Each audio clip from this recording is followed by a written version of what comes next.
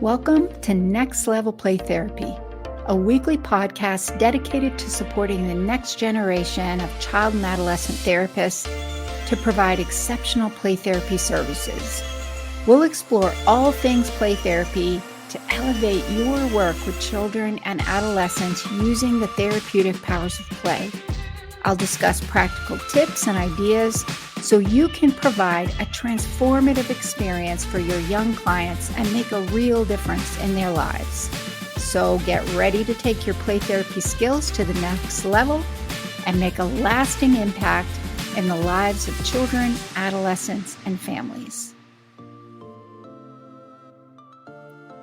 Hey there, welcome to this week's episode of Next Level Play Therapy.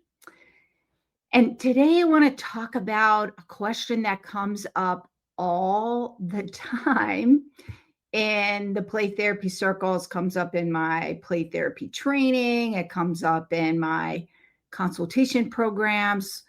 Play Therapy Elevation Circle is my new membership. And then my consultation program for those who really, it's typically for people who want to pursue their RPT credential, and that's Play Therapy Academy. Not everybody in Play Therapy Academy is joining or pursuing their RPT credential. They just want a whole lot of support. So this question comes up a lot in those consultation programs, and that is, do I or don't I include parents in play therapy sessions? So I'm sure you've had this happen. You have walked out to the lobby and your client with their cute little face says to you, can my mom come? Can my dad come in the session? Can they come with us? And in your head, you're a split second having to make a decision. Or maybe you've had this happen where you are meeting with parents, you're doing your diagnostic intake session where you're gathering all the information, you're explaining about play therapy, and they look at you with a skeptical eye when you explain how you provide your play therapy services and say, well, what are you doing in there? You mean I can't be in the session? And then you instantly hear that kind of underlying, I'll say accusation. I don't think it's really accusation, but I don't have a better word right now. Concern, skepticism, or a parent's heightened alarm, like, what the heck are you doing in that session? I would say that one doesn't happen as much as walking out to the playroom and having a client say, can my mom come in? Can my dad come in? Can my brother come in? Can my sister come in? They want their siblings to come in. Or maybe their little friend is coming and they're waiting out in the waiting room and they say, can my friend come in? All the things that tend to happen when you're a play therapist. So if that's happened to you, or maybe you have thought, I know parents are important and I want to figure out how to involve them in the play therapy process. And maybe you include them in the session and it's awkward and you're regretting your decision, thinking, oh my gosh, maybe I shouldn't have done that. That went so terrible. Maybe it was, maybe it wasn't. Usually when we talk those things through in our consultation meetings, we kind of figure out, one, what was at the root of that, what was going on, and then what do we need to do, and what is that going to look like? And so that, to me, is the purpose for today's live stream episode, podcast episode, for those of you who are listening to the audio version of this. That's the purpose of this conversation, to kind of help you think about what needs to be considered when you're deciding yes or no to the question of, are parents going to be involved in the play therapy session? So that's what we're talking about today. If you're joining me live, I would love to know who's here. Say hello in the comments, post your name, where are you from, what population do you work with. If you're watching on the replay, I would still love to see who's watching, say hello, what population, all the things. If you're listening on the podcast, I would love it if you would leave a review. If you find the episode helpful, then I'd love for you to leave a review. It gives me lots of good feedback. Also, feel free to pop over to Instagram at Renewing Hearts Training. Send me a message. I would love to hear from you. What was helpful? What are your thoughts? How do you handle these situations? So before we do that, though, before we jump into that, I want to say something about the events of the last week. I try to say this without crying, but I can't guarantee I'm not going to tear up a bit. I've gone back and forth in my head over the last week. What am I going to do today? Am I going to say something? Am I not going to say something? I feel like in order to be in integrity, I need to say something that has been happening in the mental health community that has actually been breaking my heart. And that is engaging in the same rhetoric of the person who murdered another human being for their ideas, whether or not you agree with them or don't agree with them. I think mental health professionals need to be part of the healing process. I don't think we need to be celebrating the death of another human being over his ideals that may not align with your political ideology. I have been heartbroken by some of the comments that I have seen posted online, continuing the same rhetoric used by a murderer. I don't think as mental health professionals, that's who we are. And so I just wanted to encourage all of us to be part of the healing and not engage in rhetoric that perpetuates hate. We can have differences of opinions. We don't have to engage in hate. So it's been breaking my heart lately. I wanted to give a nod out to the New York Association for Play Therapy and Jody Mullen, who have issued a hope challenge, being a hope detective. And that is going online and posting things that give you hope,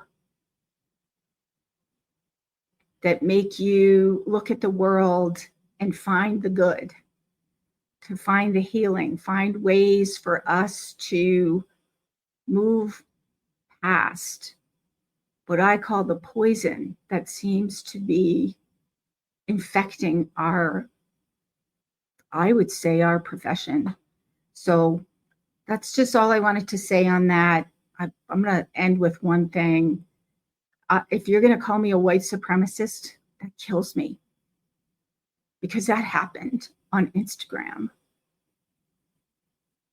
If you're going to call me a white supremacist, a white nationalist, or a racist, don't bother. I will delete your comments. You just validate my point. I don't want you in my circles. Please disconnect from me. I have no tolerance for that. You cannot call me a white supremacist or a white nationalist or a racist because I ask you to engage in healing, not hate. You just proved my point, to be completely honest. So, yes, that one hurts. It does. I'm human. And to call me that vile name is unconscionable. So don't bother posting. I'll delete it. You'll prove my point. I think it's time for us to be part of the change. So that's all I'm going to say about that. For those of you who have remained and haven't cut me out yet, I'm going to move on to the topic that we have, which is attachment. It's relationship, it's connection, right? And we want to facilitate that in families. We want to facilitate that for our clients. So I am going to the topic for today. Oh, I wanted to, it's somebody posting on YouTube. So Renee from Oklahoma, welcome. Currently working on my RPT as I work with children. Oh, that's so awesome. In the Native community. Sorry, I was impressed by the work that you're doing, and I just think that is so awesome. Thank you, Renee. That gives me hope, because what I'm finding is, as we have the courage to speak up, we're finding others like me who hate drama, who hate the ickiness, and so we tend to stay quiet and not say something. But Renee says, totally agree with their statement about mental health professionals to not engage in the same tone as someone with we have differing opinions. Yes, thank you for that. Gives me hope. So being a hope detective, thank you, Renee. All righty. So the topic that we are discussing today is, should parents participate in play therapy sessions?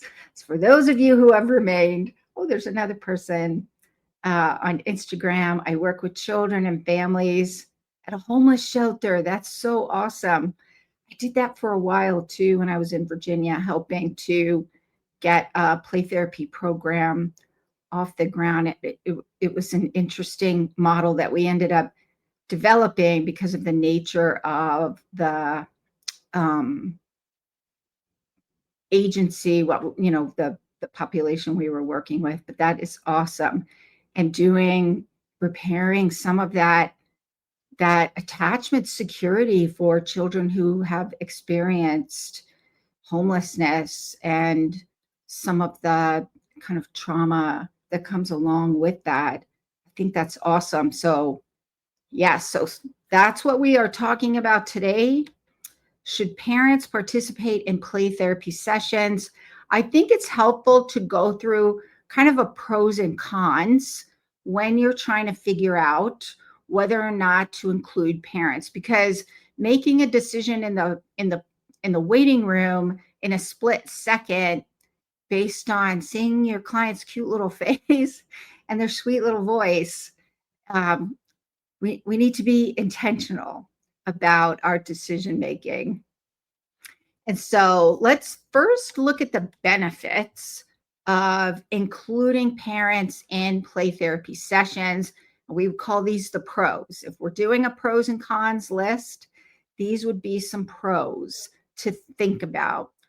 What are the benefits of including parents in the play therapy sessions? And I would say strengthening attachment relationships, right? To improve resiliency and self-concept, to settle their little neurosystems.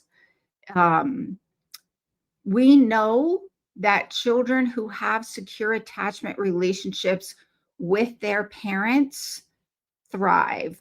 They develop the ability to tolerate distress. They develop what I would say conceptualizes wider windows of distress tolerance. So perfect example of this would be, I can't tell you how many times over the last couple of decades I have found when I include parents in play therapy sessions to address pretty significant emotion dysregulation issues where the child is tantruming maybe every day, several times a day, or several times a week, several times a day. They're tantruming and, throwing things, gnashing of teeth, saying angry things to their parent, like, I hate you, you're the worst Mom, you're the worst dad, which, stick a knife in my heart when if I'm a parent, that's got to be a hard thing to hear.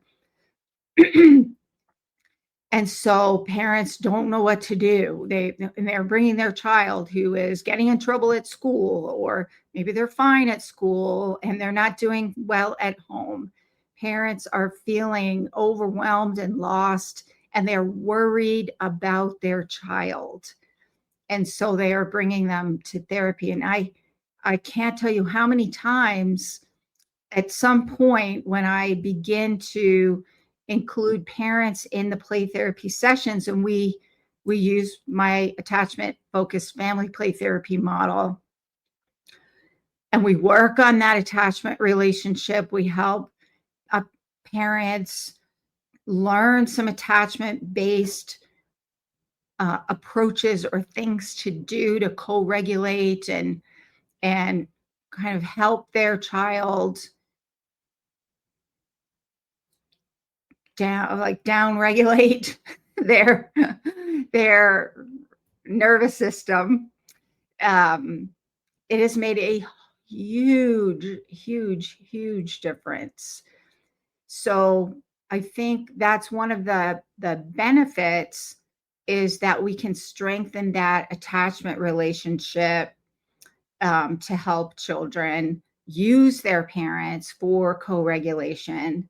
So KMT Webster says, I would love a resource about attachment focused plan. Oh, that's great. Well, stay tuned, because I'll be talking about that a little bit at the end. I have a training coming up. It's virtual and in person, about attachment focused family play therapy. I also have a book called Attachment Focused Family Play Therapy. This one's focused on trauma. So this one might be a good one for you, because a lot of times that experience of homelessness is pretty traumatic. And I think it's pretty typical to find generational histories where there's been some trauma and attachment issues in the family system. Not always, but I think it happens a lot. So anyways, I will talk more about that.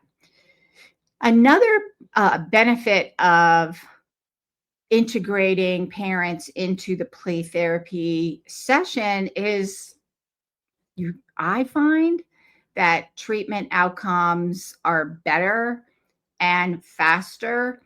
There was a study done, I think it was in the early 2000s, actually, by D. Ray and some other play therapists. I mentioned it in my book. I forgot the year offhand. Anyways, they looked at the effectiveness of play therapy. And one of the things that they found in the study was when parents are involved in their child's play therapy treatment, the outcomes are better. I would also say we can get there faster, because what we're doing is we're helping parents become the therapeutic agents of change for their child. And they're going to be in their child's life way longer than you're going to be in their child's life. So if we can shift those relationship interaction patterns in that family system, and I would even advocate to say that we can shift them for generations, then that's a win-win, I think, by including them in the treatment process. And I can't tell you how many times I've also found that at some point, especially when we're working with trauma, or maybe we're working with anxiety or depression or other things, that when at some point when I begin to integrate parents and we do my attachment focused family play therapy model, what we find is children move faster. I find that children move faster through the healing process, because now they can use their parents. I would say also siblings. I have found that including siblings in the family play therapy session gives children a safety net of support when you can shift those dynamics within the family relationship. And so that way we're looking at this through that family systems lens, I like integrating family systems and attachment theory. And I think we create the ability for children to get better outcomes and to heal faster. I think I kind of also mentioned the third thing that I would say is it creates a safety net for children to be able to have resources for support throughout their life, because children are going to be part of their family system. Hopefully, we hope they stay connected and build strong support networks. There's also research that has been shown. I think I mentioned this one in a previous episode as well. This might have been maybe last year. I probably mentioned it in my book as well, but I can't recall it offhand right now. But there have been studies that have shown, there was one study that looked at maternal depression and the resiliency support of having older siblings kind of help out and connect and be that source of support within the family system as well, and how that helped children to develop some resiliency. So I think these sibling relationships are things that we often overlook, and they can be really beneficial to include siblings. It is not uncommon. I get the whole family in there. There might be a ton of people in there, but you get to see in real time what is going on. And I think that's the other benefit, that you get to see for yourself what is going on in the sessions. So if you have parents who say, well, I did that, it doesn't work, or you're still getting those phone calls in between the sessions of everything that's going wrong, and you feel that pressure to fix it fast, and you've made the suggestions, well, I've done that, it didn't work, then why don't you just get them all in there, use a plan. And we'll talk more about that. You need to have a plan. You need to use a framework. What does your theoretical model say? I'll go over that in some of the tips. But you get a better sense of what is going on in that family system. Can't tell you how many times I've had parents say, well, they just hit each other, talking about the children, the siblings. They're just saying mean things. They're hitting and pushing, and the fear, of course, rightly so, is that the siblings are going to hate each other and they're not going to have relationships when they get older. And then we get in there and we do family play therapy sessions, and I find out, well, they actually do like each other. I mean, the other things, yes, need to be addressed. And I find out, wow, they really like each other. And I see the kindness show up towards the sibling that maybe yesterday drove them bonkers, and they weren't being so kind to each other, right?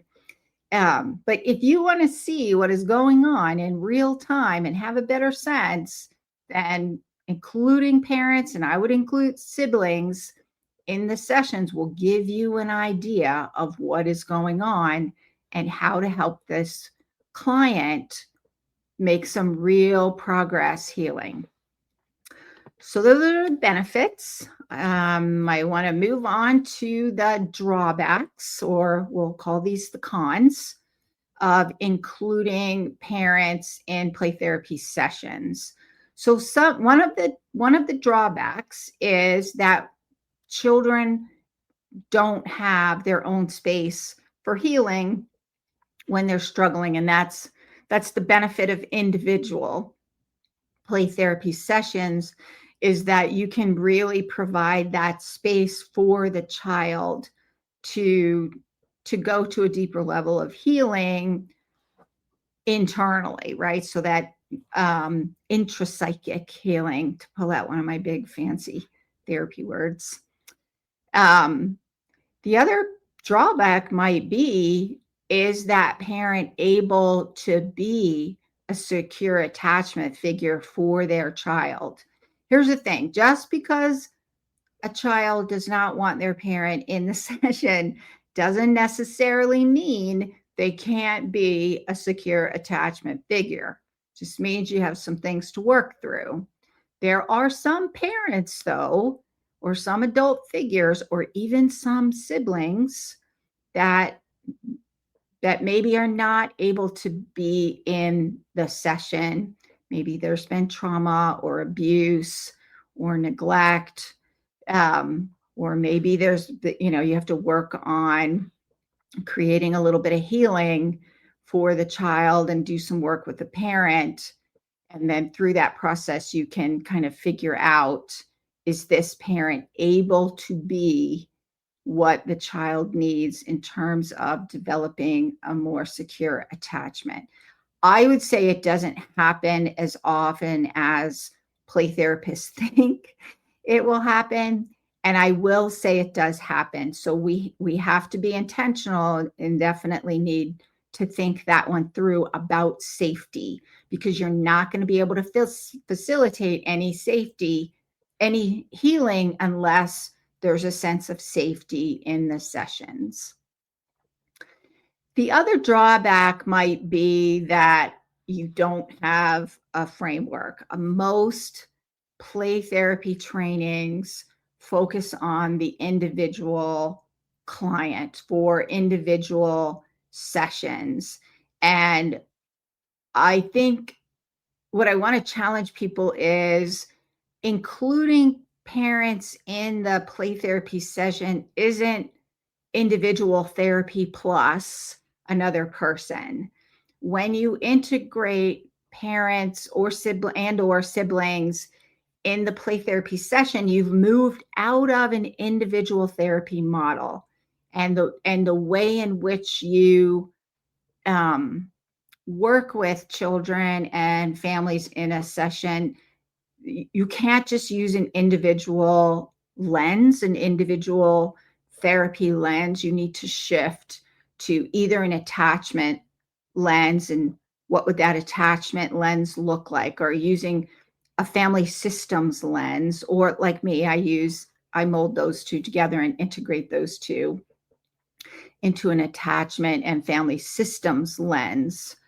So if you're going to include parents and or siblings in the family in the session with their child, what I would say is you need a model. You need to have some training to learn a framework into the play therapy session. Don't just include them in there and wing it and hope it goes well. Maybe it'll go well most of the time. It does not. I can say that from personal experience, and I can say that from talking to hundreds of play therapists. So those are the pros and cons. So those are the things you want to think about if you're deciding yes or no, do I want to include parents or siblings? If you decide yes, here are some tips to think about for including parents in play therapy sessions. First thing is get clear on the purpose for parents in the session and what you want to achieve. The previous two episodes, live stream episodes, or podcast, if you want, I talked a little more in depth about this. So you may want to go back and either watch the replays. If you're watching on YouTube, just go on my YouTube channel. If you're watching on LinkedIn, it's probably easier to go over to my YouTube channel as well. And Cathi Spooner, Renewing Hearts. Click on the live tab and you'll see all of my live stream replays on there. So you may want to go back and listen to some of those. The second tip is meet with parents first, have some conversations, explain what you're going to be doing, explain their role, explain your role, explain the purpose, explain how you think this will benefit their child, because that's the reason we're doing it, right? Is to benefit the child. But first explain all of that and what is that going to look like. And you're also going to want to explain the model that you're using and what they're going to be doing and what you're going to be doing in the session. Otherwise, it's really awkward. They may say something, you might explain all of that, and they may show up in ways that don't represent their best selves when they're managers, right? Their protectors get engaged, to use an IFS terminology. That's what we're there for, to help. Again, we're not. So let me clarify that. We're still mandated reporters. If a child is not safe, we suspect abuse, we have to report that. Most of the times, parents show up with their messy selves. They're relying on us to help them. And if we can help them, if they trust us, we can help them facilitate that shift and use different kinds of parenting approaches. But first, we need to help them understand that's the purpose of the session. They're going to practice some skills that you're going to be teaching them in the sessions and also outside of the play therapy sessions. But first, you have to help them understand all of that. And then you're going to practice it in the sessions. The third thing is really thinking about parents as your partner. You want parents to see you as somebody who's going to be supporting them and not judging them. In order for them to feel supported and not believe you are judging them, even if you are not, they still worry about that because this is hard. They feel like failures most of the time. I feel like a failure sometimes as a parent, right? I mean, it's hard. Parenting is hard. So we want to help them understand that we see them as a partner, and we want to use a model that's going to engage them as a partner. And your play therapy model is going to influence that. The key is helping to establish that trust with parents, where they see you as somebody who's there to help them so that their child can heal. The fourth thing is you can use the play therapy sessions to teach parents skills and help to change those attachment patterns, those interaction patterns. So what is that going to look like? Depending on your play therapy model, that might look different ways. If you're using Gestalt play therapy, that model allows for looking at the child in context, and you can use Gestalt play therapy for integrating parents and siblings in the play therapy session. I would say that's true also for Adlerian play therapy. If you're using TheraPlay, then you're just going to be having the one parent in there. So it might look a little bit different. All of those models, though, you're going to be helping parents to strengthen their relationship with their child. And you're probably also teaching some skills to parents and helping parents teach skills to their child that can be used outside of the play therapy session. And then the final tip is your play therapy model is your theoretical GPS system, so to speak. Your play therapy model is what influences how you conceptualize the problem. So what are you seeing at the root of the problem that's causing this to continue, and what are the patterns going on? Your play therapy model is going to influence how you conceptualize that. And then also it's going to show you what to do. Your play therapy model is going to show you in each stage of play therapy, what's your role, what's parents' role, what are you accomplishing in each stage, what does that look like?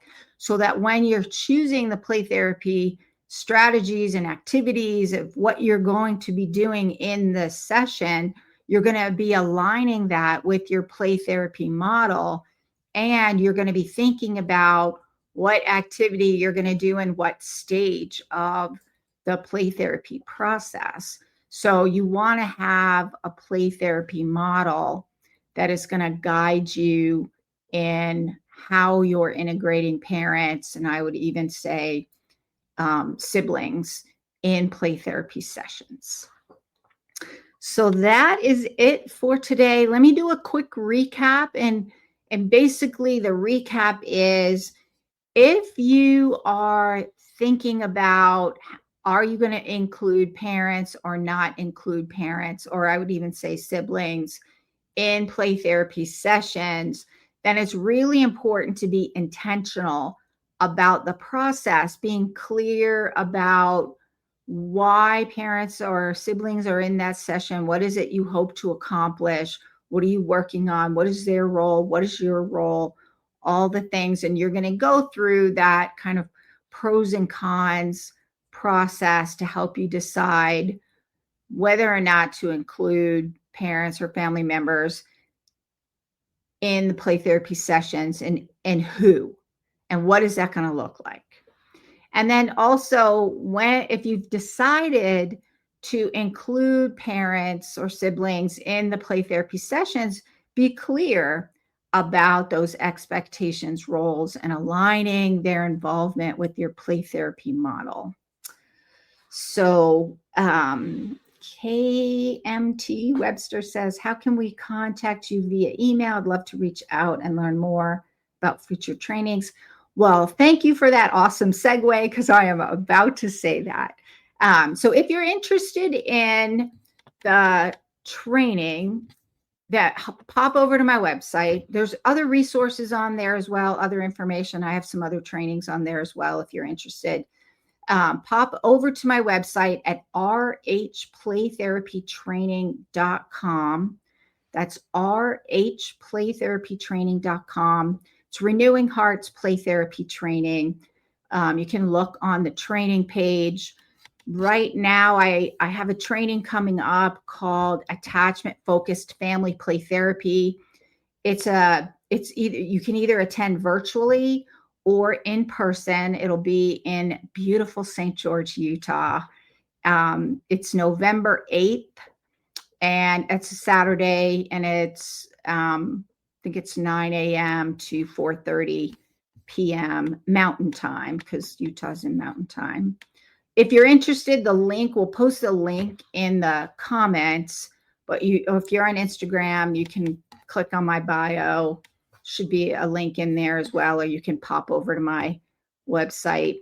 So if you're interested in play therapy, attachment focused family play therapy, registration is open now.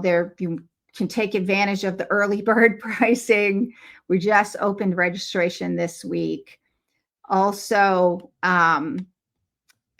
if you're interested, because I always think it's awesome that we take trainings. I think it's awesome to have a community of play therapists that we can meet with and connect with to help us apply those skills. I Play Therapy Elevation Circle is my new membership that I created for people who really want to connect and get support. So we take the trainings. I definitely think we need the trainings. I also think it's really helpful to have a community to help us apply those. Right now, if you want to get on the wait list for Play Therapy Elevation Circle, then you can pop over to my website as well and click on the link to get onto the wait list. I closed it off. We're going to be changing over to a new platform that's going to allow a lot more interaction. So when I reopen enrollment in January, I'll open it back up. Then it'll be on our new platform and people will be able to connect more. So that's it for today. Have a great day. And I will see you next week. Bye for now.